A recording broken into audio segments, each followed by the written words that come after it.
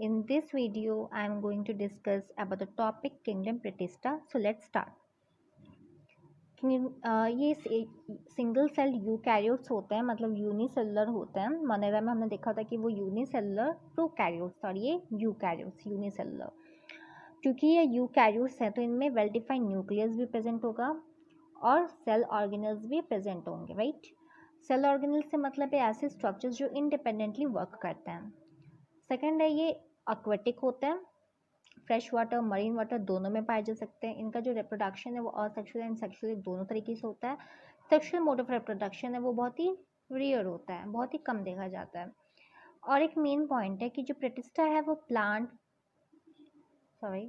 Kingdom, animal kingdom and fungi तीनों के बीच में एक कनेक्टिंग लिंक का काम करता है, क्योंकि ये तीनों का कैरेक्टरिस्टिक्स ये शो करता है। तो फिर इसलिए ये कनेक्टिंग लिंक होता है प्लांट, एनिमल और फंगस का। इन्हें 5 कैटेगरीज में डिवाइड किया गया है: क्राइसोफाइट्स, डायनोफ्लैजेलेट्स, यूग्लिनॉइड्स, लाइमोल्ड्स एंड प्रोटोजोआन्स। तो पहले हम क्राइसोफाइट्स को डिस्कस करते हैं। क्राइसोफाइट्स जो है वो बहुत ही माइक्रोस्कोपिक होते हैं, तो इसलिए इनको हम लोग प्लैंक्टन्स भी बोलते हैं, जो कि पानी में पैसिवली फ्लोट करते हैं। Passively means without using any energy, passively, ठीक है। ये फोटोसिंथेटिक होते हैं। ये फ्रेश वाटर मरीन हैबिटेट दोनों में पाए जा सकते हैं। इसमें आप देखिएगा डायटम्स एंड डेस्मिन्स। डेस्मिन्स को हम लोग और एक नेम से बोलते हैं गोल्डन एल्गी, ठीक है। जो इनका डायटम्स है वो ओशंस में चीफ प्रोड्यूसर्स होता है। चीफ प्रोड्यूसर से मतलब है जो समुद्र में खाने का जो चेन स्टार्ट करता है वो डायटम्स ही होता है, ठीक है।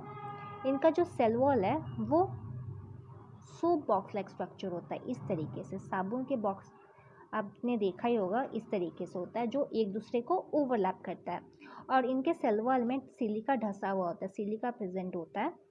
तो जो क्योंकि ये सिलिका बहुत ही हार्ड होता है, इनको हम लोग आसानी से डिस्ट्रॉय नहीं कर सकते हैं, तो इसलिए वो 1000 ऑफ ईयर्स तक ये एक्यूमुलेट होते रहते हैं, मतलब इकट्ठे होते रहते हैं। तो इस वजह से ये एक एरिया कवर कर लेते हैं। उस एरिया को हम लोग डायटोमिशियस अर्थ बोलते हैं। और ये डायटोमिशियस अर्थ बहुत ही ग्रीटी होता है। ग्रीटी मीन्स चिकना होता है, तो इस वजह से हम लोग इसको ऑयल फिल्ट्रेशन और पॉलिशिंग में भी यूज़ करते हैं। Okay, next category is dinoflagellates. नाम से ही पता चल रहा है, डाई मीन्स टू, फ्लैजिलास में फ्लैजिला, तो 2 फ्लैजिला। ओके, ये फोटोसिंथेटिक होते हैं, मरीन में पाए जा सकते हैं। इनमें अलग अलग कलर्स के पिगमेंट्स पाए जाते हैं, जैसे chlorophyll green colour, beta carotene yellow colour, xanthophyll golden orange colour. ये एक फिनोमिनन शो करते हैं जिसका नाम है बायोल्यूमिनेसेंस, मतलब लिविंग ऑर्गेनिजम्स जो लाइट एमिट करते हैं उस फिनोमिनन को हम लोग बायोल्यूमिनेसेंस बोलते हैं। फॉर एग्जांपल फायर फ्लाई, ठीक है। इनका जो आउटर सरफेस है वो स्टिफ सेलुलोज प्लेट से बना होता है। इनमें 2 फ्लैजिला प्रेजेंट होते हैं, जैसे नाम से ही पता था डाइनोफ्लैजिलेट्स। तो वो एक ट्रांसवर्स होगा, इस फिगर में आप जैसे देख रहे हो, ये हॉरिजॉन्टल वाले को ट्रांसवर्स बोलते हैं और इस वाले को लॉन्गिट्यूडनल बोलते हैं, ठीक है।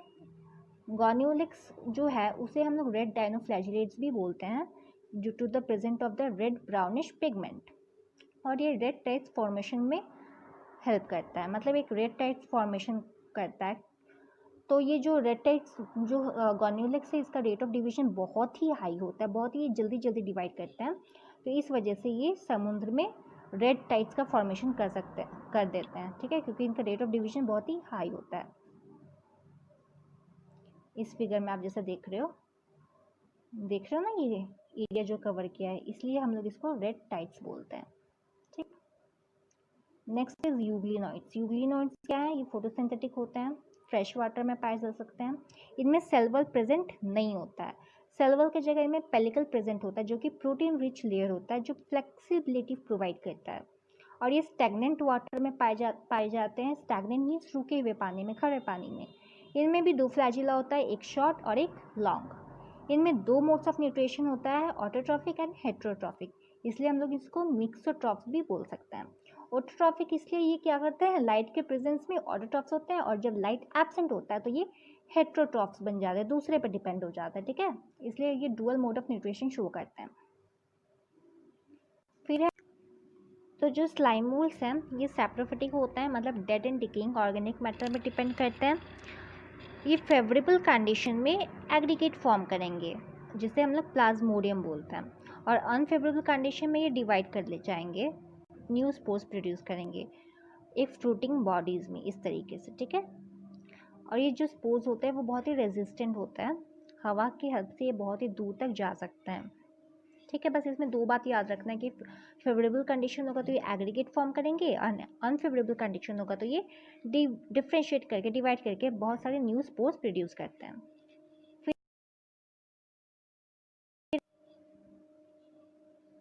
प्रोटोजोअन्स जो है आपका हेटेरोट्रॉफ होता है, मतलब दूसरे पर डिपेंड्स होता है। पैरासाइट्स होता है, दूसरे लिविंग ऑर्गेनिजम्स पे डिपेंड होता है।